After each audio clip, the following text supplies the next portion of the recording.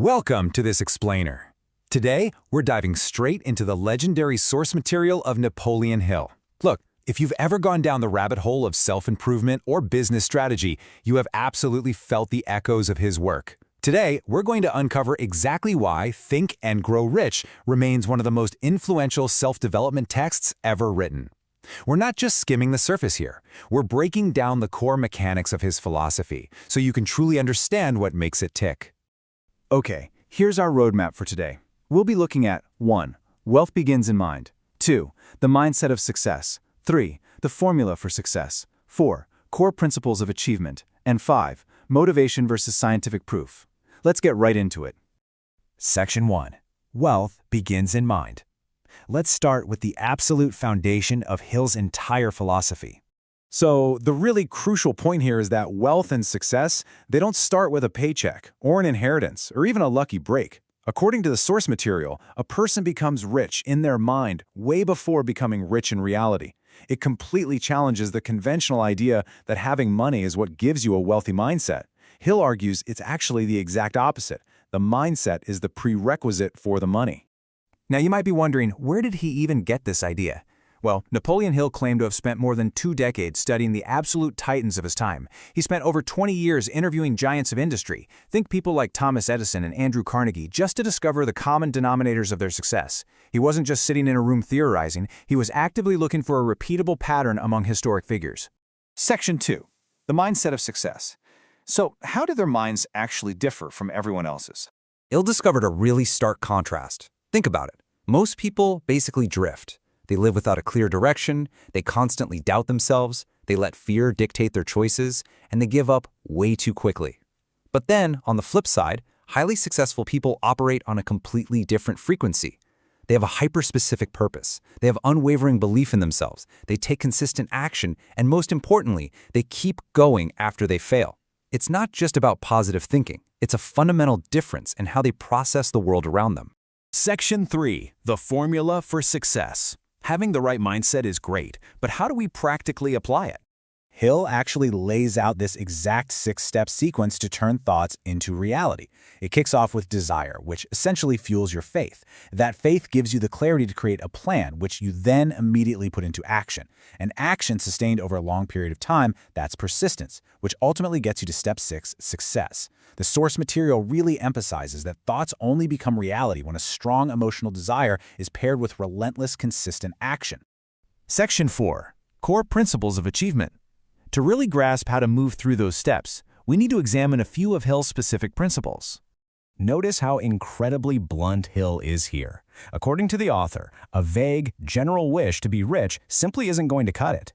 Saying, it sure would be nice to have more money is a weak desire. And as Hill famously states, weak desires produce weak results. You need an intensely specific, burning goal.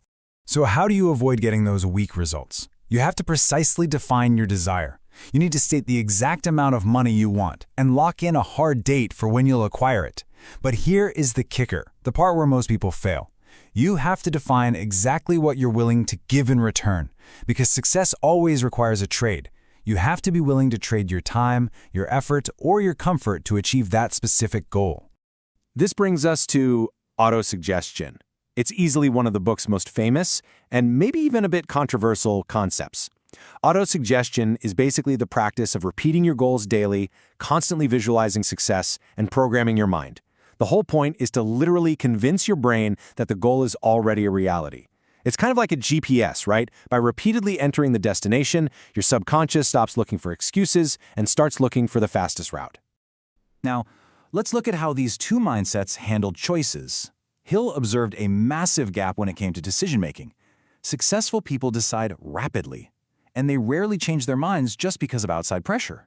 They are incredibly decisive. Unsuccessful people, though, they're constantly hesitating.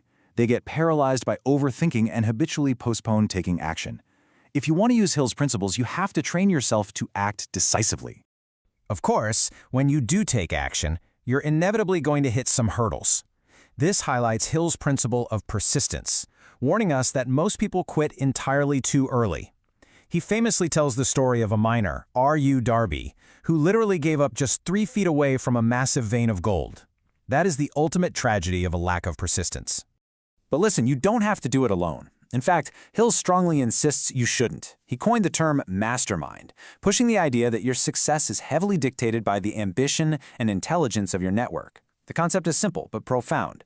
You become similar to the people you spend the most time with. If you want to elevate your life, you absolutely have to build a strong circle of motivated, intelligent people around you. Section 5. Motivation versus scientific proof. Now, as thorough as this philosophy is, we really have to take an objective look at the source material's legacy and the debate surrounding it today. Let's build a complete, balanced picture here. On one hand, critics correctly point out the lack of scientific evidence. The idea that your thoughts literally and directly manifest reality? Well, that can be seen as more mystical than factual. There really isn't empirical evidence for the universe just bending to your thoughts.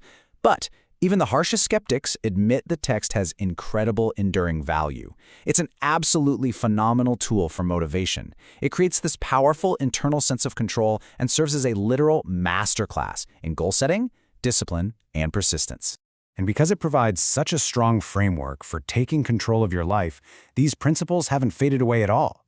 In fact, they've been echoed, adapted, and repackaged by some of the biggest modern self-help titans.